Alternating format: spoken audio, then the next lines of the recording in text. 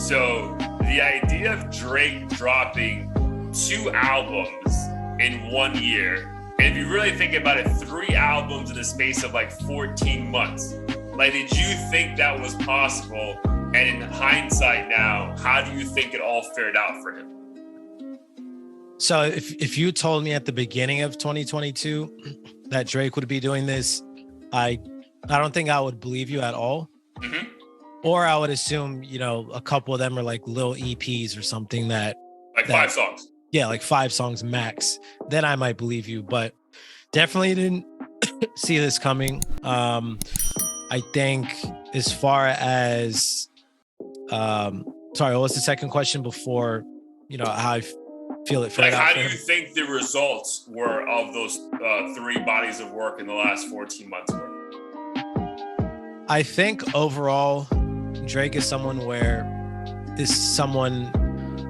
who, generally speaking, is always going to find some sort of success with whatever he does. Mm-hmm. I think out of all of it, the Honestly Nevermind album, I'd say that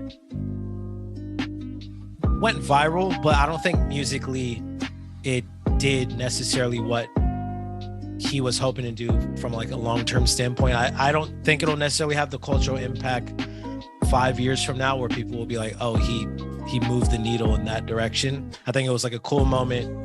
People vibed out to it. People are going to continue to vibe out to it, but I think he's just kind of going to move past that.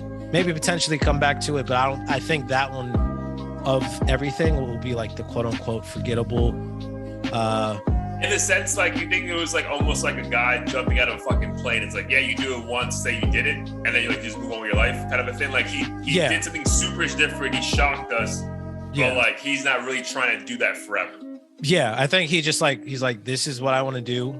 Here it is. A lot of people fucked with it, and I think like that's the extent of that particular moment. I don't think it'll be like, and I don't even know if he was necessarily trying to do this, but I don't think it'll be like an 808 Heartbreaks type thing where people are like, oh my God, why did he go this route? Changes the sound of music kind of. Yeah. And then all of a sudden 10 years from now, everyone's doing like quote unquote house. Yeah. But I think Her Loss, I think that was a great kind of wrap up to everything that he put out, just because it was there wasn't really much else going on at the time. 2, people are already receiving it much better than Honestly Nevermind, so that just kind of automatically makes it appear to be better. And giving people what they actually wanted. And then he and 21 Savage are just 2 guys that had a really good rapport, like in the studio and on the beat. So I think it made sense. Obviously, everyone seems to love it, and it went just as viral as Honestly Nevermind, but I guess it was kind of more traditional Drake rap. So people fucked with it a bit more. I myself, have listened to it a lot since then. So I think he finished off the year strong. If I had to kind of sum up the overall impact of it. And then what was it before Honestly Nevermind? I don't know why I'm blanking out on Certified Lover Boy. Damn, that was this year? No, that was November, end of November, 2021. Okay. But so you mean within the span of these last 14 months, okay, he dropped right. 3 albums. I was about to say, I was like, damn, was there something right after Certified Lover Boy? Certified Lover Boy, I mean, that one, I think that moment hurt him the most because he was kind of pitted against Kanye, and everyone's saying it was generic and he peaked and, what the fuck is this? And I know that had to have done something to him, even though he's not like really public with the sentiment of, what other people are saying about him. But you could tell it fucked with him, especially because when he was doing Honestly Nevermind, I think he told academics like not to do a live stream. Like, I think he just reached a point where he's like, all right, I'm just going to do what I want, but like, I'm not going to push it too hard. And then he just came back and surprised people with Her Loss. And then people kind of forgot that he did those 2 things. Yeah, dude, I totally agree. So we're going back to 2021 again, only like 2 months before the new year. Yeah, dude, like that album, it was like those albums, the Donda and CLB, was a moment in hip hop which we all enjoyed, right? We were comparing it, even though in hindsight, dude, we should never be comparing a normal hip hop album to fucking essentially a gospel album in all sense of the word. But we did, because just again, they were going, they knew what the fuck they were doing, bro. They were fucking selling millions of records, and we were just playing, into it, which is fine.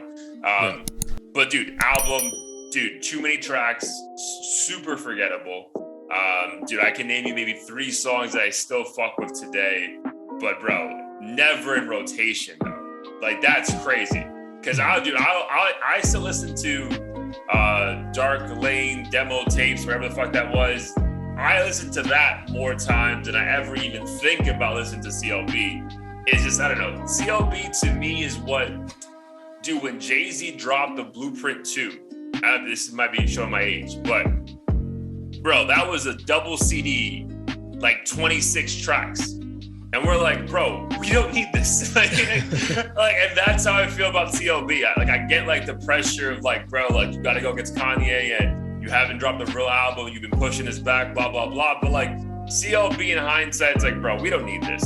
Honestly, never mind. For me personally, like I love that shit, man. Like it was top 3 in albums listened to me for the year. I've been on my house shit for the past like 2 years.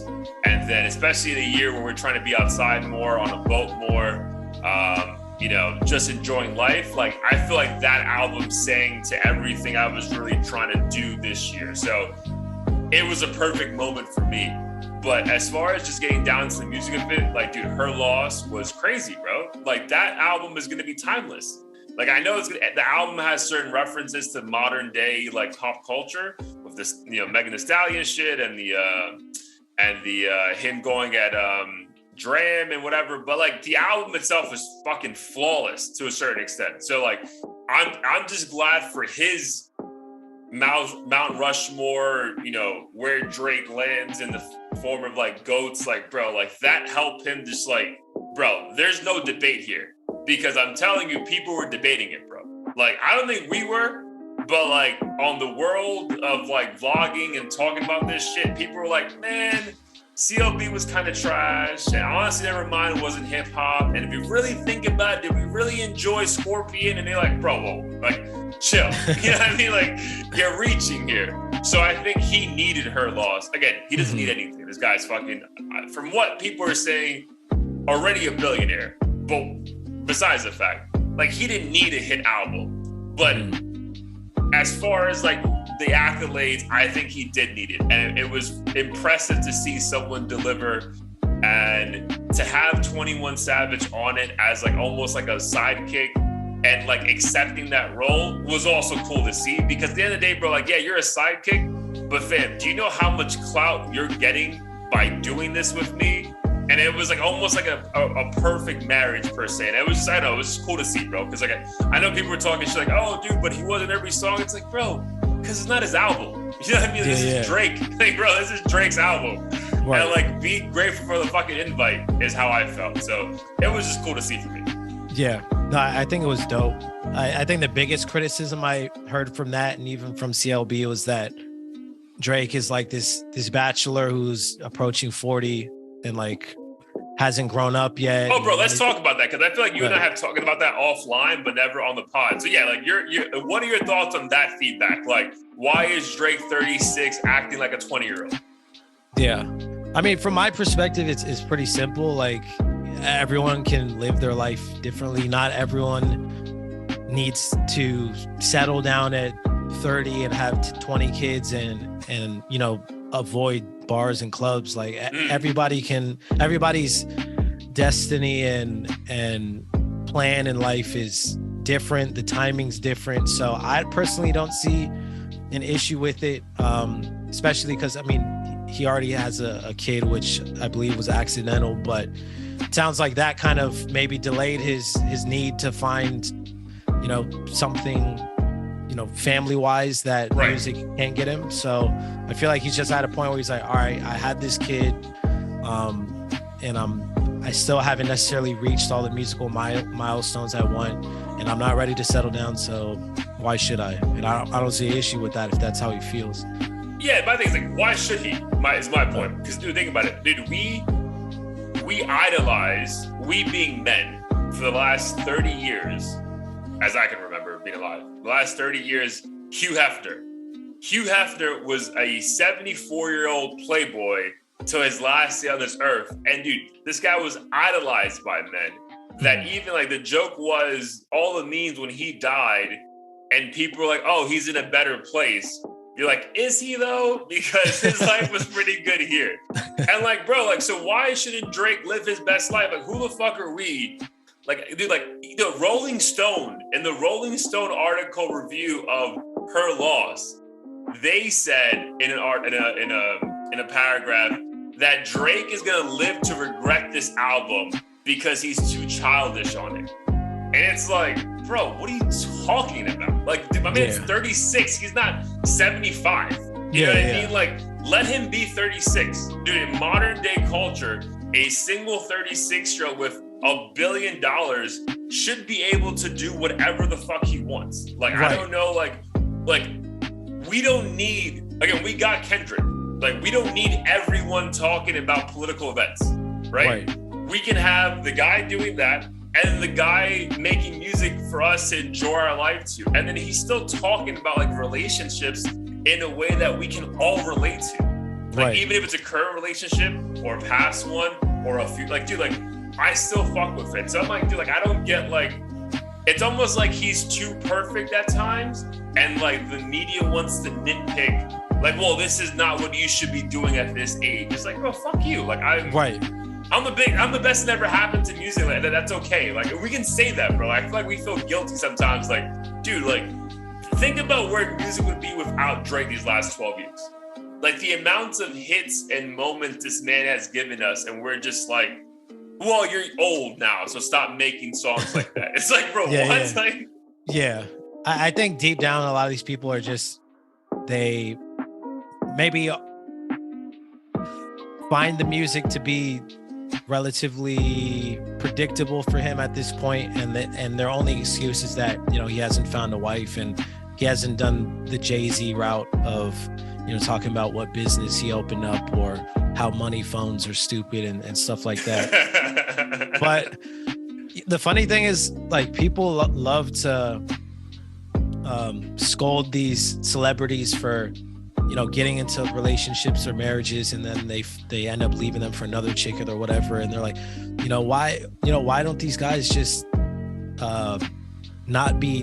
why don't these guys just be single if they can't settle down? Right. Like, why are they going to drag this girl and that girl through it? And maybe Drake is in that position. He's self-aware to realize, you know, I'm rich, young, like, a lot of girls are in my DMs. I'm not going to get married because there's going to be no point for me right now.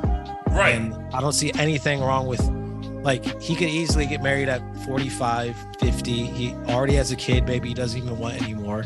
And he could just find a lifelong partner at that point. Dude, but my thing is, like, I'm not even trying to say there's like a race tone to it.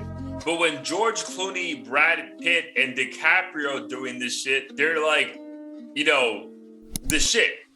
And because Drake does it, it's like, oh, what's wrong with it? It's like, bro, like, how does that make sense? Like, how come it's okay if George Clooney finds the woman of his dreams at 47, but because Drake is rapping at 35 about traveling the world and finding random girls in different cities, like, that's an issue. Like, I think it's because since he's vocalizing it, it's almost like he's bragging about the lifestyle, whereas I think people would only give that same energy to Clooney or like Leonardo DiCaprio if they were tweeting like, yeah, this young pussy hits different or something crazy like that.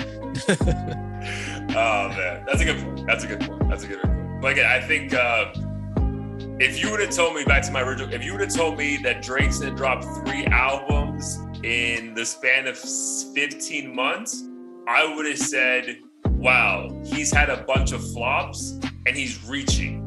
And the fact that I'm sitting here after the 3rd album and saying, man, that last album may be one of his best is pretty impressive. Like, that's like the impressive part to me.